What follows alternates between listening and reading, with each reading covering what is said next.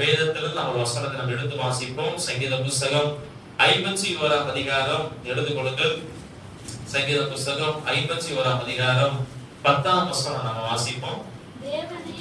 தேவனே சுத்த இருதயத்தை என்னிலே சிருஷ்டியும், நிலைவரமான ஆவி என்னை உள்ளத்திலே புதுப்பியும். கவனமா கவனிக்கிறோம். தாவீது ராஜா பாவம் செய்த பின்பு நாத்தான் தீர்க்கதரிசி என்ன பண்ணுகிறார்? தாவீது ராஜாவுக்கு பாவத்தை உணர்த்துகிறார். நீங்க 51ஆம் சங்கீதத்துல அந்த மேல பிராக்கெட்ல பாத்தீங்கன்னா அந்த இடத்துல தெளிவாய் போட்டிருக்கும். தாவீது பாவம் செய்த பின்பு நாத்தான் தீர்க்கதரிசி பாவத்தை உணர்த்தின பின்பதாக பாடின சங்கீதம் 51ஆம் அதிகாரம். அப்ப தாவீது ராஜா பாவம் செய்த பின்பதாக அந்த பாவத்தை உணர்ந்த பின்பு என்ன பண்ணுங்க? அந்த சங்கீதத்தை பாடுகிறார்.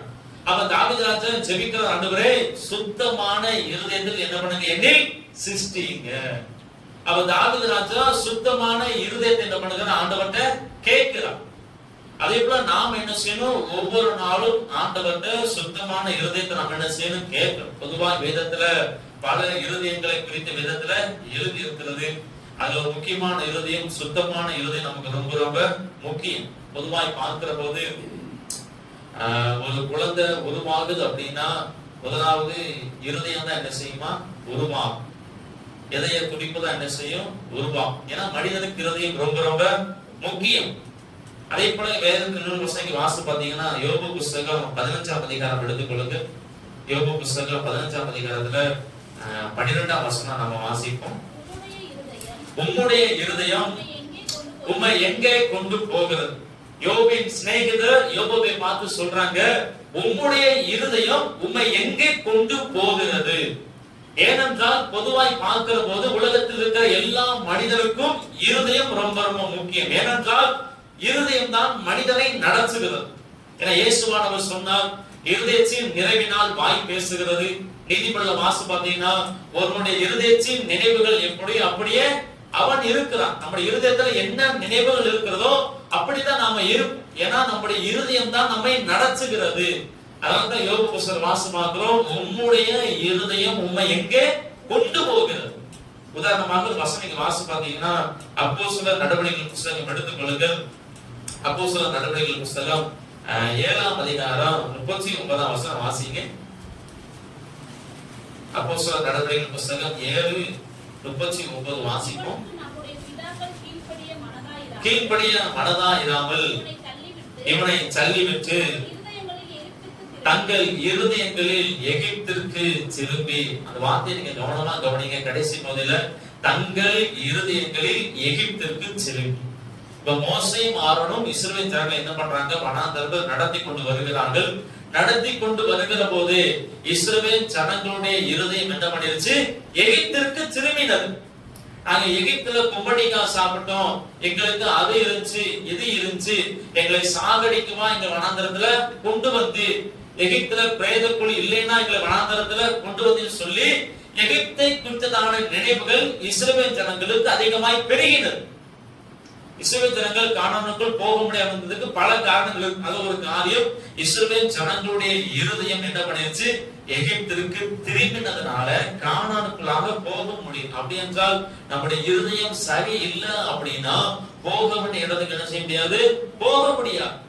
ஒரு இடத்துக்கு போகணும் அப்படின்னு முடிவெடுத்துட்டு இன்னைக்கு நிறைய பேர் பொதுவாக பார்த்தோம் அப்படின்னா உதாரணத்துக்கு நம்ம திருவேங்கடம் போறோம்னு சொல்லி முடிவெடுக்கும். வீட்டோட கிளம்புறப்ப திருவேங்கடம் போகணுமா போக கூடாதா, போயிட்டா சீக்கிரம் வந்துடலாமா வர முடியாதா, அப்படி பல எண்ணங்கள் வர வர நிறைய என்ன பண்றாங்க? எதுக்கு போயிட்டு விவசாயம் நாளைக்கு போகும். ஏன்னா நம்முடைய இருதயம் சரி இல்லை. நமக்கு பலவித யோசனைகள் சிந்தனைகள் வருமானால் முடிவு என்ன செய்ய முடியாது? எடுக்க முடியாது.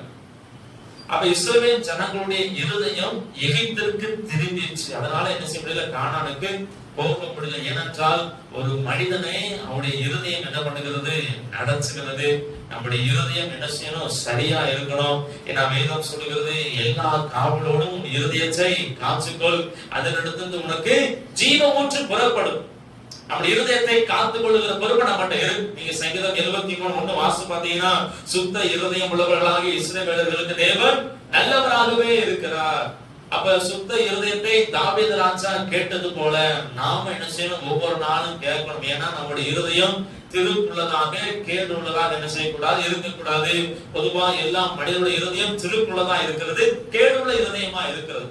அப்ப நம்முடைய திருக்குள்ள கேடுள்ள இருதயத்தை தேவ சமூகத்தில் ஒப்பு கொடுத்து, ஆண்டவரே சுத்தமான இருதயத்தை என்ன பண்ணுங்க, சிருஷ்டிங்க, சுத்தமான இருதயத்தை எனக்கு தாங்க சொல்லி நம்ம ஜெபிக்கிற போது கர்த்தர் நிச்சயமாய் நமக்கு சுத்தமான இருதயத்தை கொடுத்து நம்மை ஆசீர்வதிக்க தேவன் வல்லவரா இருக்கிறார். அப்ப இந்த நாளில நம்ம ஒரு 3 காரியங்களை பார்க்க போறோம். சுத்தமான இருதயம் நமக்கு ஏன் தேவை? சுத்தமான இருதயம் ஒரு மனிதனுக்குள் இருக்குமானால் அவன் எப்படிப்பட்டவனா இருப்பான், அவன் எப்படிப்பட்ட நன்மைகளை பெறுவான் என்பதை என்ன செய்வோம், நம்ம வேதத்தில் நம்ம பார்ப்போம். அப்ப முதலாவதாக ஒரு வசனம் எடுத்து வாசிங்கள். 1 தீமோத்தேயுக்கு எழுதின நிருபம் எடுத்துக்கொள்ளுங்கள். 1 தீமோத்தேயுக்கு எழுதின நிருபம் 1ஆம் அதிகாரம் 5ஆம் வசனம் நம்ம வாசிப்போம். முதலாவது, சுத்தமான இருதயத்தை நாம ஏன் ஆண்டவர்கிட்ட கேட்கணும்? சுத்தமான இருதயம் நமக்கு ஏன் தேவை? 1 தீமோத்தேயு 1:5 வாசிங்க. கற்பனையின் பொருள் என்னவெனில் சுத்தமான இருதயத்திலும் நல்மன சாட்சியிலும் மாயமற்ற விசுவாசத்திலும் பிறக்கும் அன்பை. உள்ள இருந்து நமக்கு வெளியே வருகிறதா மனிதன் என்ன செய்யறது, தீட்டுப்படுத்துகிறது. அப்ப நமக்குள்ளாக சுத்த இருதயம் இருக்கா, இல்ல உண்மையான நம்முடைய இருதயம் நமக்கு இருக்கிறதா? ஏன்னா சுத்தமான இருதயத்தில் அன்பானது பிறக்கிறது. அதே போல மனிதனுக்கு இருக்க உண்மையான இருதயத்தில் பாவங்கள் பிறக்கிறது. இவைகள் நாம் என்ன செய்யணும், விலகணும். அப்படின்னா நம்ம என்ன செய்யணும், ஜெபிக்கணும். ஆண்டவரே சுத்தமான இருதயத்தை எனக்கு தாங்க, சுத்தமான இருதயமாக இருதயத்தை என்ன பண்ணுங்க, மாற்றுங்க. ஏன்னா இந்த இருதயங்கள் நம்ம என்ன செய்யறதா, தீட்டுப்படுத்துகிறது. பொதுவாய் பார்க்கிற போது தாவீது ராஜா பாவத்தில் விழுந்ததுக்கு முக்கியமான காரணம் என்ன காரணம் எல்லாரும் அறிந்திருக்கிறோம். தாவீது ராஜா யுத்தத்துக்கு போகாமல் வீட்டு மாளிகையில் உட்புறையில் மேல நின்று என்ன செய்கிறான், உலாவி கொண்டிருக்கிறான். அப்ப தூரத்துல ஒரு ஸ்திரீ என்ன பண்ணிருக்கிறாங்க, குளிச்சுக்கிட்டு இருக்கிறத பார்த்த உடனே தவறு செய்வதற்கு தாவீது என்ன செய்கிறான், முற்படுகிறான். அப்ப கண்ணுக்கும் கண்ணாலத்தான பாக்குறாரு. அப்ப எப்படி தாவீது பாவம் செய்யறார் அப்படின்னா, அப்ப கண்ணுக்கும் இருதயத்துக்கும் என்ன சம்பந்தம்? ஒரு வசனம் மட்டும் நீங்க எடுத்து வாசிங்க. யோபு புஸ்தகம் 31ஆம் அதிகாரம் எடுத்துக்கொள்ளுங்கள். யோபு புஸ்தகம் 31ஆம் அதிகாரம் 7ஆம் வசனம் வாசிங்க. என் நடைகள் வழியை விட்டு விலகினதும் என் நடைகள் வழியை விட்டு விலகினதும் என் இருதயம் என் கண்களை பின்தொடர்ந்ததும் என் இருதயம் என் கண்களை பின்தொடர்ந்ததும். நமக்கு தெரியணும், நம்முடைய இருதயம் நம்முடைய கண்களை என்ன செய்யுமா, பின்தொடரும். யோபு சொல்லுகிறான், என்னுடைய இருதயம் என் கண்களை பின்தொடர்ந்தது. அவர் தாவீது ராஜா ஸ்நானம் பண்ணுகிற ஒரு ஸ்திரியை பார்க்கிற போது அந்த ஸ்திரியை கூட்டிட்டு வர சொல்லுகிறார், தவறு செய்கிறார். பின்பதாக பத்சேபாவுடைய கணவன் என்ன பண்ணுகிறார், யுத்தத்தின் நடுவுல நிப்பாட்டி அவனை கொலை செய்வதற்கு ஆலோசனை கொடுத்து யுத்தத்தில் என்ன பண்ணுகிறார், செத்து போன உடனே பத்சேபாளை தன்னிடத்தில் என்ன செய்கிறான், தாவீது சேர்த்துக் கொள்கிறார். அவர் தாவீதுடைய கண்ணு பாவத்துல விழுந்ததுனால தாவீது ராஜாவுடைய இருதயம் அதற்கு நேராக நடச்சினது. ஏனென்றால் நம்ம கண்ணினால பாவம் செய்கிற போது அந்த பாவத்திற்கு நேராக என்ன செய்யும், நம்முடைய இருதயம் நம்மை நடச்சுமா. அப்ப கண்ணுக்கும் இருதயத்துக்கும் ஒரு நெருங்கிய சம்பந்தம் என்ன செய்கிறது, இருக்கிறது. அப்ப நம்முடைய வாழ்க்கையில நமக்கு சுத்தமான இருதயம் நமக்கு ரொம்ப ரொம்ப முக்கியம். அதனால்தான் தாவீது ராஜா ஜெபிக்கிற, ஆண்டவரே சுத்தமான இருதயத்தை எனக்கு கொடுங்க. ஏன்னா ஒரு மனிதனுக்கு அசுத்தமான இருதயம் வந்துருச்சு, அவனுடைய கிரியைகள் ரொம்ப வித்தியாசமாய் மாறி. இப்ப தாவீது ராஜா பாவம் செஞ்ச உடனே இருதயத்தின் எண்ணங்கள் மாறிடுச்சு, செயல்பாடுகள் மாறிடுச்சு. ஒரு மனிதனை கொலை செய்கிற அளவுக்கு திட்டம் போட்டு சதி பண்ணி என்ன பண்ணுகிறான், உரியாவை கொலை செய்யறான். அந்த பகுதியை நீங்க நல்லா வாசித்து பார்த்தீங்கன்னா, யுத்தம் நடக்கிற போது எங்க பெரிய பெரிய பராக்கிரமசாலி யுத்தம் பண்ணாலும் அந்த இடத்துல என்ன செய்வாங்க, உரிய ராஜா முன்னாடி போய் நிப்பாட்டான். அந்த இடத்துல என்ன செய்வாங்க, அவங்க யுத்தத்துல அவனை கொன்று போடுவார்கள். அப்ப நம்முடைய வாழ்க்கையில அதனாலதான் தாவீது ராஜா ஜெபிக்கிறார், ஆண்டவரே சுத்தமான இருதயத்தை எனக்கு தாங்க. நானும் என்ன செய்யணும், ஜெபிக்கிறோம், சுத்தமான இருதயம் நமக்கு தேவை. அதே போல யோசேப்பின் வாழ்க்கையில பார்க்கிற போது யோசேப்புக்கும் சுத்தமான இருதயம் இருந்தது. ஏன்னா சகோதரர்கள் தனக்கு தீங்கு செய்தாலும், போத்திபாரின் மனைவி தனக்கு தீங்கு செய்தாலும் பின்பதாக அவர்களை பார்க்கிற போது யோசேப்புக்குள்ளாக என்ன வரல, கசப்பு வரல, பழி வாங்கணும் அப்படிங்கிற உணர்ச்சி என்ன செய்யல, வரல. சகோதரர்கள் என்ன செய்தார், அன்பா ஏற்றுக்கொண்டார். அதே போல இயேசுவுக்கும் சுத்தமான இருதயம் இருந்தது. இயேசுவானவர் எல்லாரையும் நேசித்தார். யோவான்ல வாசம் பார்க்கிறோம், அவர் தமக்கு சொந்தமானது வந்தார், அவருக்கு சொந்தமானவர்கள் அவரே ஏற்றுக்கொள்ளவில்லை. இஸ்ரவேல் ஜனங்கள் அவர்கள் என்ன பண்ணாங்க, சிலுவையில அறை ஒப்பு கொடுத்தார். கல்வாரி சிலுவையில ரத்தத்தை சிந்தி நிக்கிற போது முதலாவது சொல்லுகிற பிதாவினுடைய இந்த செய்ய அறிந்திருக்க உங்க பாவத்தை என்ன பண்ணுங்க, மன்னிங்க. அப்ப நம்முடைய ஆண்டவர் எவ்வளவு அன்புள்ளவர், யாருக்கும் என்ன செய்யல, தீமையானதை செய்யல. ஆனா ஜனங்கள் இயேசுவுக்கு என்ன பண்ணாங்க, தீமை செய்தார்கள். இயேசுவானவர் கடைசி வரைக்கும், இந்த நாள் வரைக்கும் நம்ம அன்பா இருக்கிறதுனால இயேசுவுக்கு சுத்தமான இருதயம் இருந்தது. அப்ப நமக்கு சுத்தமான இருதயம் இருக்குமானால் நம்ம என்ன செய்வோம், அன்பா இருப்போம். அப்ப உண்மையான அன்போடு கூட நம்ம வாழணும் அப்படின்னா நம்ம சுத்தமான இருதயத்திற்காக நம்ம என்ன செய்யணும், ஜெபிக்கணும். ஏன்னா உண்மையான வாசு பாத்தீங்கன்னா தேவன் அன்பாகவே இருக்கிறார், அன்பில்லாதவன் தேவனே அறியான். ஒரு காரியத்தை மனதில் வச்சுக்கிறோம், நம்முடைய இருதயத்துல என்ன இருக்கணுமா, அன்பு இருக்கணும். ஏன்னா ரோமர் 5:5 சொல்லுகிறது, பரிசுத்த ஆவியானவர் நம்முடைய இருதயங்களில் தேவ அன்பை ஊற்றிருக்கிறபடினா. அப்ப பரிசுத்த ஆவியானவர் உங்களுடைய நம்முடைய எல்லா இருதயத்திலும் தேவ அன்பை ஊற்றி இருக்கிறார். அப்ப நம்முடைய இதயத்துல அன்பாய் இருக்கணும், நம்ம அன்பாய் பழகணும், அன்பாய் நடக்கணும். நமக்குள்ளாக அன்பு இல்லை அப்படின்னா நாம இயேசுவை அறியல என்று அர்த்தம். அதை என்ன செய்யக்கூடாது, மறந்துடக்கூடாது. ஏன்னா அன்பு இல்லாதவன் தேவனை அறியான். அவன் எப்பேற்பட்ட மனிதனா இருந்தாலும் எல்லாரையும் நேசிக்க நம்ம என்ன செய்யணும், பழகணும். அதனால்தான் இயேசுவானவர் சொன்னார், சிறுபிள்ளைகளின் இடத்துக்கு வர தடை பண்ணாதீர்கள், தன்னுடைய ராஜ்யம் அவர்களை போன்றும். ஏன்னா சின்ன பிள்ளைகளை பார்த்தீங்கன்னா, சின்ன சின்ன பிள்ளைகள் ஒரு 2 வயசு 3 வயசு பிள்ளையை பார்த்தீங்கன்னா எல்லா பிள்ளைகளோட என்ன செய்யும், விளையாடும்.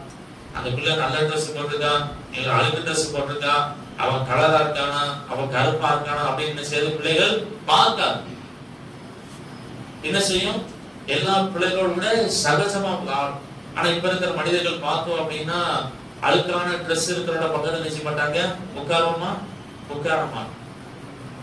இங்க நிறைய பேர் என்ன செய்வாங்க, கலரை பார்த்து பழகிற ஆள் இருக்காங்க. வெள்ளையா இருக்கிற ஆளை பார்த்தா மட்டும் நல்லா பேசுவாங்க, கருப்பா இருக்கிற ஆளை பார்த்தா கொஞ்சமா பேசிட்டு விலகி போகிற கூட்டம் நிறைய. ஏன்னா வளர வளர நம்முடைய எண்ணம் என்ன பண்ணுறது, மாறுது. அதான் இயேசுவானவர் சொன்னார், கர்த்தருடைய ராஜ்யம் இவர்களை போல இருக்கிறது. சிறுபிள்ளைகள், ஏன்னா சிறுபிள்ளைகள் எதை குறித்து என்ன செய்ய மாட்டாங்க, பெருசா எடுத்துக்கிட மாட்டாங்க. ஆனா நம்ம என்ன செய்யும், அப்படி நம்ம பார்ப்போம். அதனால நம்முடைய வாழ்க்கையில அன்பு ரொம்ப ரொம்ப முக்கியம். அன்பு நமக்கு ஒரு முக்கியமா இருக்கணும்னா நமக்கு சுத்தமான இருதயம் நமக்கு தேவை. அப்ப முதலாவது சுத்தமான இருதயம் நமக்கு ஏன் தேவை அப்படின்னா, சுத்தமான இருதயத்தில் அன்பு என்ன பண்ணுகிறது, பிறக்கிறது. இரண்டாவதாக வசனம் எடுத்து வாசிங்க, யோபு புஸ்தகம் 14ஆம் அதிகாரம் எடுத்துக் கொள்ளுங்கள். யோபின் புஸ்தகம் 14ஆம் அதிகாரம் 4ஆம் வசனம் வாசிங்க. அசுத்தமானதிலிருந்து சுத்தமானதை பிறப்பிக்க தக்கவன் யார்? அதை கூட இன்னொரு வசனம் வாசிங்க. நீதிமொழிகளின் புஸ்தகம் 22ஆம் அதிகாரம் 11ஆம் வசனம் வாசிப்போம். சுத்த இருதயத்தை விரும்புகிறவருடைய உதடுகள் இனிமையானவைகள். இரண்டாவது, சுத்தமான இருதயம் ஏன் நமக்கு தேவை அப்படின்னா, சுத்தமான இருதயம் இருக்குமானால் வார்த்தைகள் இனிமையா இருக்கும். இரண்டாவது, ஏன் நமக்கு சுத்தமான இருதயம் தேவை, நம்முடைய வார்த்தைகள் இனிமையாய் மாறணும் அப்படின்னா நமக்கு சுத்தமான இருதயம் தேவை. ஏன்னா யோபு சொல்கிறார், அசுத்தமானதிலிருந்து சுத்தமானதை பிறப்பிக்க தக்கவன் யார்? அப்ப சுத்தமான இருதயத்திலிருந்து அசுத்தமான வார்த்தைகள் வராது அப்படின்னா, அசுத்தமான இருதயத்திலிருந்து சுத்தமான வார்த்தைகளை பேச முடியாது. ஏன்னா இயேசு சொல்லுவார், ஒரு நல்ல மனுஷன் இருதயமாகிய நல்ல பொக்கிஷத்திலிருந்து நன்மையானதை எடுத்து காட்டுகிறான். அப்ப நம்முடைய இருதயம் சுத்தமா இருந்தால் நம்முடைய வார்த்தைகள் இனிமையா இருக்கும். ஏன்னா நீதிமொழி சொல்லுகிறது, சுத்த இருதயத்தை விரும்புகிறவனுடைய இருதயம் என்ன செய்கிறது, வார்த்தைகள் இனிமையானவைகள்.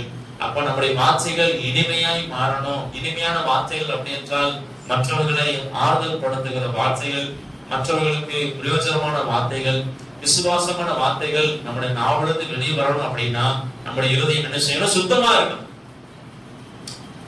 அப்போஸ்தலன் பவுல் சொன்னார், கெட்ட வார்த்தை ஒன்றும் உங்கள் வாயிலிருந்து புறப்பட வேண்டாம், நல் வார்த்தை உண்டானால் மற்றவர்களுக்கு பிரயோஜனம் உண்டான வார்த்தைகள் என்ன பண்ணுங்க, பேசு. அப்ப நம்ம பேசுகிற வார்த்தைகள் மற்றவர்கள் என்ன செய்யணும், பிரயோஜனமாய் மாறணும். நம்ம பேசுகிற வார்த்தைகள் மற்றவர்கள் என்ன செய்யணும், ஆறுதல் படுத்தணும். நம்ம பேசுகிற வார்த்தைகள் ஒருவர் என்ன செய்யணும், கர்த்தருக்குள்ளாக ஊன்ற கட்டப்படணும். நல்ல நல்ல ஆலோசனைகளை சொல்லணும், நல்ல நல்ல புத்திமதிகளை சொல்லணும். அப்படிப்பட்ட வார்த்தைகளை தான் கர்த்தர் நம்மிடத்திலிருந்து எதிர்பார்க்கிறார். அதற்கு சுத்தமான இருதயம் நமக்கு தேவை. ஏன்னா வேதம் சொல்கிறது அசுத்தமானதிலிருந்து சுத்தமானதை என்ன செய்ய முடியாது, பிறப்பிக்க முடியாது. நீங்க உதாரணமா இன்னொரு வசனம் வாசி பாத்தீங்கன்னா யாக்கோபு புத்தகம் நம்ம எல்லாரும் அறிந்திருக்கிறோம், 3ஆம் அதிகாரம் 11ஆம் வசனம் நீங்க வாசித்து பாத்தீங்கன்னா யாக்கோபு 3:11 ஒரே ஊற்றுக்கண்ணிலிருந்து தித்திப்பும் கசப்புமான தண்ணீர் சுரக்குமா. ஒரு ஊற்றுல ஒரு தண்ணினா என்ன செய்யும், திங்கட்கிழமை நல்ல தண்ணி, செவ்வாய்க்கிழமை உப்பு தண்ணி அப்படி என்ன செய்யாது, வரா. வேதம் சொல்லுகிறது ஒரே ஊற்றுக்கண்ணிலிருந்து தித்திப்புமான கசப்புமான தண்ணீர் சுரக்குமோ. அப்ப நம்முடைய இருதயம் சுத்தமா இருக்குமானால் என்ன செய்யும், சுத்தமான வார்த்தைகள், இனிமையான வார்த்தைகள் என்ன செய்யும், வெளியே வரும். அப்ப நம்முடைய இருதயம் எப்படிப்பட்டதா இருக்கிறது, நம்முடைய வார்த்தைகள் எப்படிப்பட்டதா இருக்கிறது. நம்முடைய வார்த்தைகளை வேதம் சொல்லுகிறது உன் வார்த்தையினாலே நீ குற்றவாளி என்ன செய்வான், தீர்க்கப்படுவார். நம்முடைய வார்த்தைகள் நம்மளை என்ன செய்யும், நியாயம் தீர்க்கும்.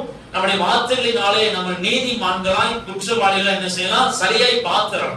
என்னதான் ஜெபம் பண்ணாலும், என்னதான் ஆலயத்திற்கு வந்தாலும், எவ்வளவுதான் ஆண்டவருக்கு கொடுத்தாலும் நம்முடைய வார்த்தைகள் என்ன செய்யணும், சரியாய் மாறணும். நம்முடைய வார்த்தைகள் சரி இல்லை அப்படின்னா நம்முடைய வாழ்க்கை சரி இல்லைன்னு அர்த்தம்.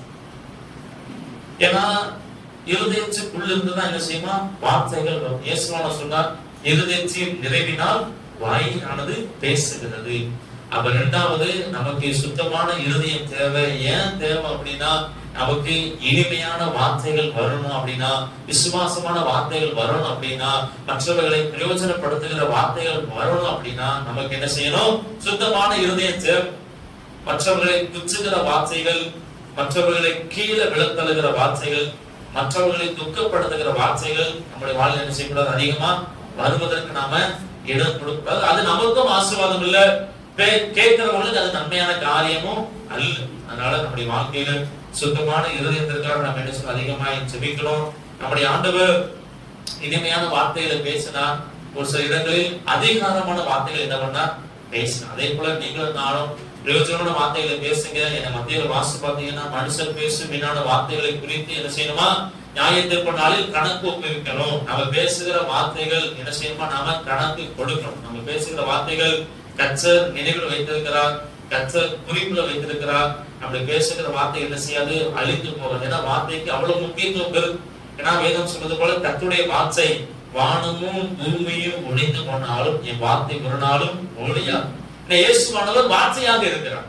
வேதம் அதான் சொல்லு, ஆதியிலே வார்த்தை இருந்தது, அந்த வார்த்தை தேவனிடத்தில் இருந்தது, அந்த வார்த்தை தேவனா இருந்தது. இயேசுவானவர் வார்த்தையாக செயல்படுகிறார். அதே போல நம்ம பேசுகிற வார்த்தைக்கு முக்கியத்துவம், ஏன்னா இயேசு நமக்குள் இருக்கிறார்.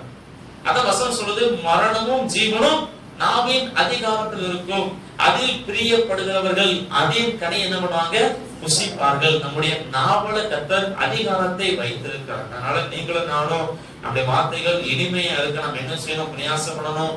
இனிமையா இருக்கணும் அப்படின்னா சுத்தமான இருதயத்திற்காக ஆண்டவர்கிட்ட ஜெபிக்கணும். அப்ப முதலாவது சுத்தமான இறுதி நமக்கு ஏன் தேவை அப்படின்னா, அன்பாய் இருக்கணும் அப்படின்னா சுத்தமான இறுதி நமக்கு தேவை. இரண்டாவது நம்முடைய வார்த்தைகள் இனிமையா இருக்கணும் அப்படின்னா நமக்கு சுத்தமான இறுதி நமக்கு தேவை. மூன்றாவதாக வசனம் எடுத்து வாசிங்க.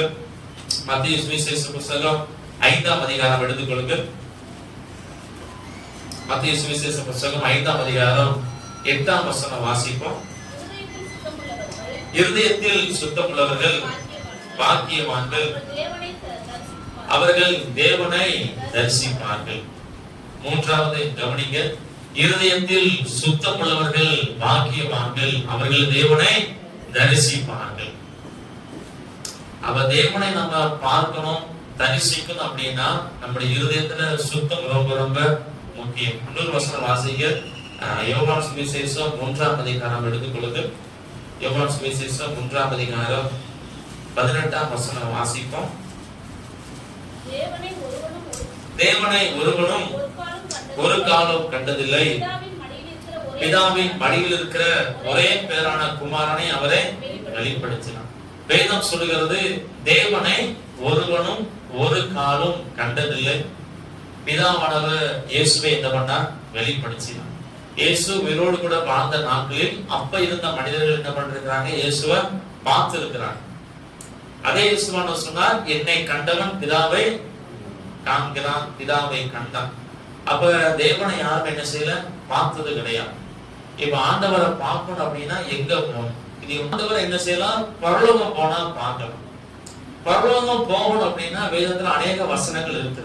இதையெல்லாம் செய்கிறவன் என்ன செய்வான், கர்த்தருடைய ராஜ்யத்தில் பிரவேசிப்பான் அநேக வசனங்கள். எல்லா வசனத்துக்கும் முக்கியமான ஒரு காரியம் வேதம் சொல்கிறது, இருதயத்தில் சுத்தம் உள்ளவர்கள் பாக்கியவான்கள், அவர்கள் தேவனை தரிசிப்பார். கர்த்தரை பார்க்கணும் அப்படின்னா நம்ம என்ன செய்யணும், பரலோகம் போகணும். பரலோகம் போனால் மட்டும்தான் கர்த்தரை என்ன செய்யலாம், முகமுகமாய் பார்க்கலாம், தரிசிக்கலாம். நம்ம தேவனை போல நம்ம மாறுகிறோம், மறுரூபமாக்கப்படுகிறோம். அப்ப தேவனை தரிசிக்கணும் அப்படின்னா பரலோகம் போகணும். பரலோகம் போகணும் அப்படின்னா நம்முடைய இருதயம் சுத்தமா இருக்கணும், பரிசுத்தமாய் வாழணும். அப்ப நம்முடைய வாழ்க்கையில, ஏனென்றால் நீங்க வசனம் வாசி பார்த்தீங்கன்னா 2 பேதுருக்கு எழுதின நிருபம் 3ஆம் அதிகாரம் 14ஆம் வசனம் நீங்க வாசி பார்த்தீங்கன்னா 2 பேதுருக்கு எழுதின நிருபம் 3ஆம் அதிகாரம் 14ஆம் வசனம் வாசிங்க.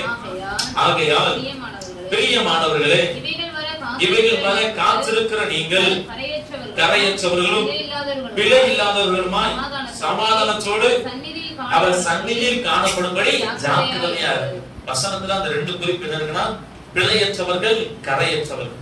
நாம என்ன செய்யணுமா, பிழையற்றவர்களாக கரையற்றவர்களாக இருந்தால் மட்டும்தான் தேவ சந்நிதியில் சமாதானமா போய் என்ன செய்யலாம், நிற்கலாம். அப்ப 3வது சுத்தமான இருதயம் நமக்கு ஏன் தேவை அப்படின்னா, தேவனை தரிசிக்க, கர்த்தரை பார்ப்பதற்கு நமக்கு சுத்தமான இருதயம் நமக்கு தேவை. பொதுவா பார்க்கிற போது பல வருடங்களுக்கு முன்பாக உங்களுக்கு தெரியும் நினைக்கிறேன், ஏஆர் ரகுமான் அப்படின்னு ஒரு இசையமைப்பாளர் என்ன பண்றாரு இருக்கிறார். அவர்கிட்ட ஒரு பேட்டியில ஒருத்தர் கேட்கிறாங்க, நீங்க யார பார்க்க ஆசைப்படுறீங்க அப்படின்னு என்ன பண்றாங்க கேட்கிறாங்க. அவர் பதில் சொல்றாரு, நான் இயேசுவை பார்க்க என்ன பண்றேன், ஆசைப்படுறேன் என்ன பண்றாரு சொல்றாரு. அப்ப உலகத்தார்கள் பொதுவா இயேசுவை பார்க்க என்ன பண்றாங்க, ஆசைப்படுகிறார்கள். நமக்குள்ளும் என்ன செய்யணும், இயேசுவை பார்ப்பதற்கு நமக்கு ஆசை இருக்கணும். இயேசுவை பார்க்க நமக்கு ஆசை இருக்கணும் அப்படின்னா நம்முடைய இருதயம் என்ன செய்யணும், சுத்தமா இருக்கணும். இயேசுவை எல்லாரும் பார்ப்பாங்க. இயேசுவின் 2ஆம் வருகையில் வேதம் சொல்ல, அவரை குத்தின யாரும் என்ன செய்வாங்க, அவரை பார்ப்பாங்க. ஆனா எப்படிப்பட்ட மனநிலைமையில பார்க்கிறோம், இயேசுவை பார்க்கிற போது ஒரு கூட்டத்தார் சந்தோஷப்படுவார்கள், இயேசுவை பார்க்கிற ஒரு கூட்டத்தார் என்ன செய்வாங்க, கதறி அழுவார். பாவம் செய்யறவங்க இயேசுவை பார்க்கிற போது கதறுவார்கள். ஏனென்றால் நம்முடைய ஆண்டவர் நீதியுள்ள ராஜாவாக என்ன செய்வார், திரும்ப வரப்போகிறார். நாம பரிசுத்தமா இருக்கிற போது நம்முடைய இருதயம் கர்த்தரை பார்க்கிற போது சந்தோஷப்படும்.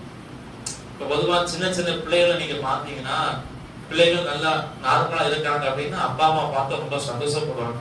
அவன் ஏதாவது ஒரு தப்பு பண்ணிட்டு உட்கார்ந்து இருக்கிறான் அப்படின்னா அப்பா அம்மா வீட்டுக்கு வந்தா அவன் எப்படி பார்ப்பான், ஏதாவது ஒரு பொருளை தூக்கி உடைச்சிட்டு அதை தூக்கி எங்கேயா ஒழிச்சு வச்சிருக்கான்.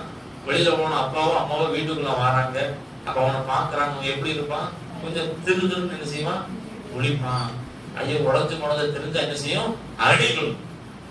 அப்ப உள்ளுக்குள்ள ஒரு தவறு செஞ்சுட்டோம் அந்த நினைவு இருக்கிற போது, தனக்கு மேல இருக்கிறவர்களை பார்க்கிற போது ஒருவேளை பழைய என்ன நமக்குள்ளாக வரும். அப்ப நம்ம இயேசுவை பார்த்து வசனம் சொல்லுகிறது, அந்த 2 பேதுருல 3ல வாசித்து பாத்தீங்கன்னா கடைசி பகுதியில, பிழை இல்லாதவர்களுமாய் சமாதானத்தோடு அவர் சந்ததியில் காணப்படும்படி ஜாக்கிரதையா இருங்கள். தேவ சமூகத்துல நம்ம என்ன செய்யணுமா, சமாதானமா இருக்கணும். பரலோகத்துல நம்ம சமாதானமாய் காணப்படணும் அப்படின்னா நம்முடைய இருதயத்துல பரிசுத்தம் ரொம்ப ரொம்ப முக்கியம். சுத்தமான இருதயத்திற்காக நம்ம என்ன செய்யணும், தினமும் ஜெபிக்கணும். ஆண்டவரே சுத்தமான இருதயத்தை கொடுங்க, ஏன்னா உலகத்தின் இருதயம் கேடு உள்ளது, செருக்கு மகா கேடு உள்ளது நமக்கு கற்றுக்கொடும். அதனால நம்ம உலகத்தில் வாழுகிற நாட்களில் சுத்தமான இருதயத்துக்காக நம்ம அதிகமா ஜெபிக்கணும். ஆராதனை நான் சொன்னது போல அதை நீங்க மறந்துடாதீங்க. ஏன்னா பொதுவாய் பார்க்கிற போது நம்ம உலகத்துல செலவிடுகிற நேரம் தான் நமக்கு அதிகம். உலகத்தின் அதிபதி சாத்தான் என்று வேதம் நமக்கு கற்றுக் கொடுக்கும். அப்ப உலகத்தின் அதிபதி சாத்தானா இருக்கலாம். நம்ம பொதுவாய் பார்க்கிற போது ஜெப வாழ்க்கையில கொடுக்கிற நேரத்தை விட, சபையில கொடுக்கிற நேரத்தை விட நம்ம உலகத்துல கொடுக்கிற நேரம் தான் அதிகம். ஏன்னா நிறைய நேரம் என்ன செய்யறோம், வேலை வாங்குறோம், நிறைய நேரம் வீடுகள் என்ன செய்யறோம், வேலை செய்யறோம். உலகத்தின் காரியங்களுக்கு நம்ம கொடுக்கிற நேரம் அதிகம். உலகத்தின் கிரியைகள், உலகத்தின் பாவங்கள், உலகத்தின் இச்சைகள் என் இருதயத்தை செய்யக்கூடாது, பாதிக்க கூடாது. என்னை பாதுகாத்துக் கொள்ளுங்க, சுத்தமான இருதயத்தை எனக்கு தாங்க சொல்லி தினமும் ஜெபத்துல கேட்கிற போது கர்த்தர் நிச்சயமாய் நமக்கு கொடுக்க வல்லவர். சுத்தமான இருதயம் இருந்தால் நம்ம அன்பாய் வாழலாம். சுத்தமான இருதயம் இருந்தால் நம்முடைய வார்த்தைகள் இனிமையா இருக்கும். சுத்தமான இருதயம் இருந்தால் என்ன செய்யலாம்? கர்த்தரை தரிசிக்கலாம். நான்காவதாக ஒரு காரியம், சுத்தமான இருதயம் இருந்தால், இது வசனம் பைபிள்ல இல்ல, ஆண்டவர் எனக்கு நினைவுபடுத்துற ஒரு காரியம், சுத்தமான இருதயம் இருந்தால் கர்த்தருக்காக நம்ம வைராக்கியமா இருக்கும். வைராக்கியமா இருந்த நபர்கள் வேதத்தில் அநேகம் பேர் இருக்கிறாங்க. எலியா கர்த்தருக்காக வெகு பக்தி வைராக்கியமா இருந்த ஒரு நபர். அப்ப நமக்குள்ளாக சுத்தம் இருதயம் இருக்குமானால் நம்ம கர்த்தருக்காக என்ன செய்வோம்? வைராக்கியமாய் வாழும். வைராக்கியமே வாழ்வது அப்படி என்ன அர்த்தம் அப்படின்னா, நான் புரிந்துகிட்ட அளவு என்ன அப்படின்னா, நம்முடைய வாழ்க்கையில நன்மை இருந்தாலும் சரி, நம்முடைய வாழ்க்கையில தீமை இருந்தாலும் சரி, லாபம் இருந்தாலும் சரி, நஷ்டம் இருந்தாலும் சரி, நான் கர்த்தருக்குள்ளாக நிலைத்திருப்பேன். இப்ப எலியா சொன்னாரு, ஆண்டவரே நான் முன்பாக பக்தி வைராக்கியம் இருந்தேன், நான் மொத்தம் மட்டும் தான் மீண்டு இருக்கிறேன். ஏன்னா எலியா நாட்கள் எல்லாருமே கர்த்தரை வணங்குகிற கூட்டம் கம்மியாச்சு, பாகாலை வணங்குகிற கூட்டம் அதிகமாயிடுச்சு. அப்ப ஆண்டவர் சொல்லுகிறார், பாகாலுக்கு முன்பாக மண்டியிடாத 7000 பேர் இருக்கிறாங்க, அவளை நாம் வைத்திருக்கிற சொல்லி கர்த்தரை செய்ய எலியாவுக்கு பேசுகிறார். அப்ப இக்கட்டான சூழ்நிலை. அப்ப நம்முடைய வாழ்க்கையில ஆசீர்வாதம் இருக்கிறதா, இல்ல நம்முடைய வாழ்க்கையில நஷ்டம் இருக்கிறதா, இல்ல நம்முடைய வேலையில லாபம் இருக்கிறதா, இல்ல நம்முடைய வாழ்க்கையில நஷ்டம் இருக்கிறதா, அவைகள் மத்தியில நம்ம கர்த்தருக்காக பக்தி வைராக்கியமா இருக்கிறோமா? சுத்தமான இருதயம் நமக்குள் இருக்குமானால் நம்ம கர்த்தருக்காக செய்வோம், வைராக்கியம் பாராட்டுவோம். உலக நண்பர்கள் நம்ம பெருசா பார்க்க மாட்டோம், உலக கண்ணுமை பெருசா பார்க்க மாட்டோம். உதாரணமாக கடந்த நாட்களில வியாழக்கிழமை தூத்துக்குடியில ஒரு பாசஸ் மீட்டிங் என்ன பண்ணாங்க, சான்ஸ் மாமா கூப்பிட்டுருந்தாங்க. அங்க பாசஸ் மீட்டிங் என்ன பண்ணியிருந்தா பேர் அவங்க, நான் பைபிள் காலேஜ் படிச்ச சமயத்துல அங்கிருந்து நிறைய தூத்துக்குள்ள நிறைய ஊழியர்கள் என்ன பண்ணிருக்கிறாங்க, ஆராதனைக்கு வந்திருக்கிறாங்க.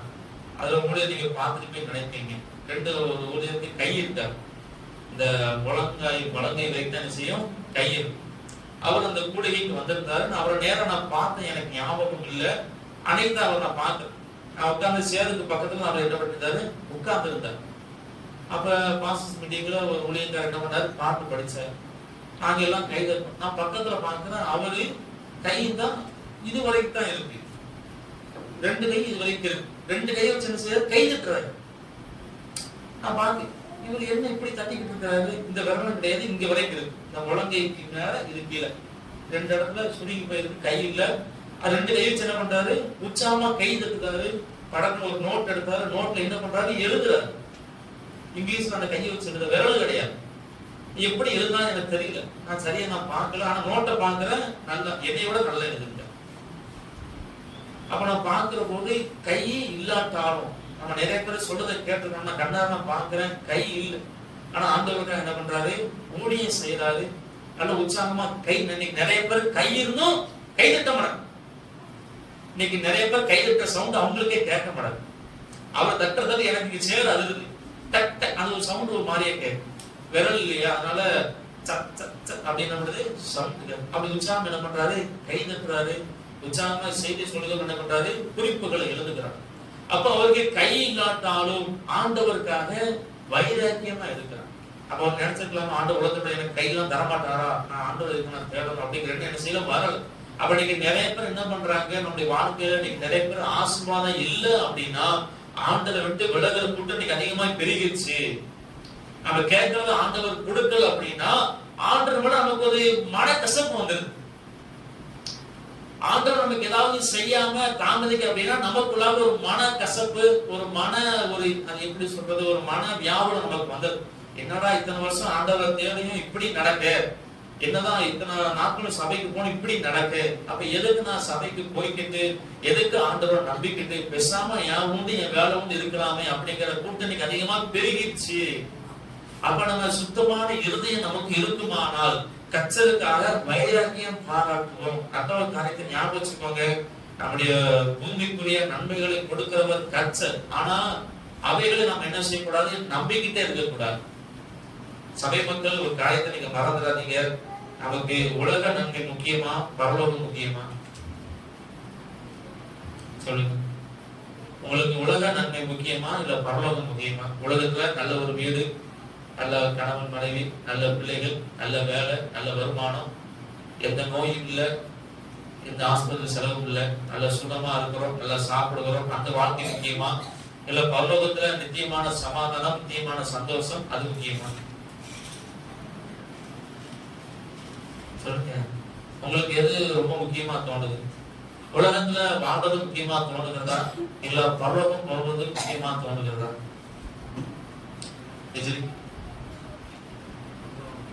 பரலோகம் போறது முக்கியமா தோணுதா?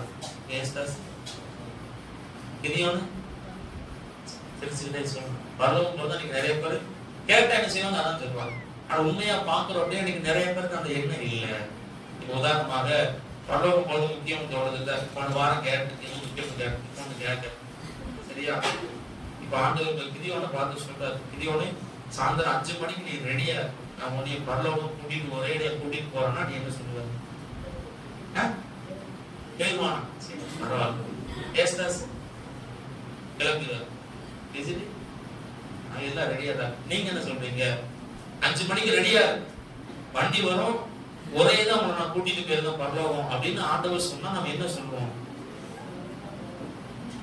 உண்மையா சொல்லணும். என்ன சொல்லுவீங்க? மதியம் போன சாப்பாடு கொஞ்சம் இருக்கு, கடை வாங்கின குழம்பு இருக்கு, பிள்ளைகள் 2 பேர் இருக்கிறாங்க, அவங்களுக்கு கல்யாணம் முடிக்கணும், அவங்க பிறக்கிற குழந்தைய நான் பார்க்கணும், கொஞ்சம் இடம் வாங்க வேண்டியது இருக்கிறது, வீட்டுல கொஞ்சம் ஓட்டையா இருக்கிறத பூச வேண்டியது இருக்கிறது. உண்மையா தான் அது அவங்க அதுதான் இல்லையா? அப்ப நம்ம கேட்ட உடனே நம்ம படக்குன்னு சொல்றாங்க. அப்ப இன்னைக்கு நிறைய பேர் என்ன நினைக்கிறாங்கன்னா, உலக வாழ்க்கை தான் அதுதான் முக்கியம் போல, உலகத்துல நல்லபடியா வாழ்ந்துடலாம், அது படம் பின்னாடிதானே போவோம், அப்ப மெதுவா பார்த்துக்கலாம் அப்படிங்கிற எண்ணம் இன்னைக்கு நிறைய போனதுனால இன்னைக்கு நம்முடைய எண்ணங்கள் ரொம்ப அதிகமா செட் ஆயிடுச்சு. என்னன்னா உலகத்துக்காக நம்ம வாழணும், உலகம் கனிமாவுக்கு முக்கியம், பரலோகத்தை பின்னாடி பார்த்துக்கலாம். அப்படி இல்லை. முதலாவது கர்த்தருடைய ராஜ்யம் இருக்கணும், கர்த்தருடைய நீதி இருக்கணும். அதான் ஞாபகம் வச்சுக்கோங்க. உலக நன்மைகள் எல்லாம் பின்னாடி. உலகத்துல ஆண்டவர் உண்மையை சொன்னார், ஐஸ்வர்யவான் ஆசிரியர் சொன்னார், ஆசிரியர் வாழ்க்கை ரொம்ப மோசமான வாழ்க்கை. ஐஸ்வர்யவான் சாப்பிட்ட சாப்பாடு பிச்சை மீது கிடந்தாதான் செய்ய முடியும், சாப்பிட முடியும். பிச்சைக்காரன் வளர்ந்த ஆளு இப்ப செத்தவுடன் எங்க போறாரு? ஆபரகாம் மடியில போறார். ஐஸ்வர்யம் வாழ்ந்த ஆளு இப்ப நரகத்துல தண்ணி கூட இல்லாம அங்க போய் பிச்சை எடுக்கிறார். கொஞ்சமா தண்ணி கொடுங்களேன், ஒரு சொட்டு தண்ணி போதும் அப்படின்னு என்ன செய்கிறார் சொல்லுகிறார். அப்ப நம்முடைய வாழ்க்கையில சுத்தமான இருதயம் இருக்குமானால் வைராக்கியமாய் வாழும். வைராக்கியமா வாழ்வது உலகத்தின் நன்மையை பொறுத்தல்ல, உலகத்தின் காரியங்களை பொறுத்தல்ல, எல்லாவற்றிலும் நான் ஆண்டவருக்காக வைராக்கியமா நிற்பேன், ஆண்டவருக்காக பரிசுத்தமா நிற்பேன், ஆண்டவர் எனக்கு ஆசீர்வாதம் கொடுத்தாலும் கொடுக்காட்டாலும் கர்த்தரை வைத்திருக்கிற அன்பு குறையாது. ஆனா பவுல் சொல்லுகிறார், கிறிஸ்துவின் அன்பை விட்டு என்னை பிரிப்பவன் யார்?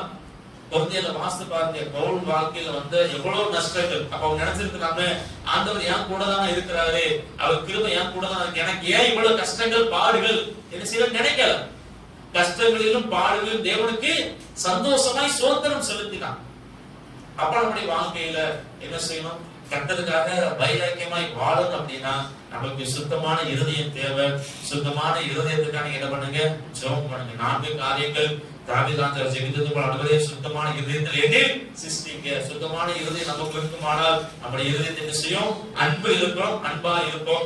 2வது சுத்தமான இருதயம் இருக்குமானால் நம்முடைய வார்த்தைகள் இனிமையா இருக்கும்.